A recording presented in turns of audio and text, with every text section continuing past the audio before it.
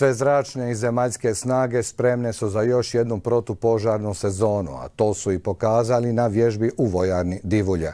Imaju i nešto nove opreme, no zbog štednje država za tu namjenu izdvaja sve manje novca. To se međutim tvrde na terenu ne bi trebalo osjetiti. 6 kanadera, isto toliko air traktora, helikopter i bespilotna letjelica, spremni za polijetanje. Turiste, hrvatske građane i njihovu imovinu ovog će ljeta štititi i 5000 vatrogasaca, dobrovoljaca i profesionalaca.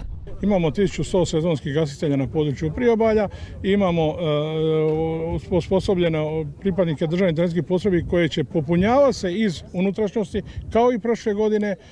Vodit ćemo računa da ta sva sredstva budu kvalitetno raspoređena.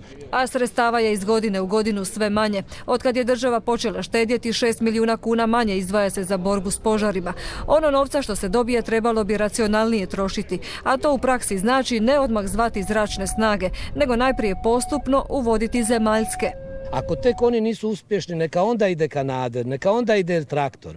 I naravno dobre procjene, vidimo da su vatrogasna zajednica i Državna uprava za zaštitu i spašavanje pribavila jednu dobru opremu u smislu i dronova i rasporeda kamera. To će nam u svakom slučaju omogućiti bolje i brže donošenje odluka kako postupno upotrijebiti raspoložive kapacitete. Manjak novca neće se osjetiti na terenu, poručuju iz Divulja. Vatrogasac nikada nije ovisio o financijskim sredstvima.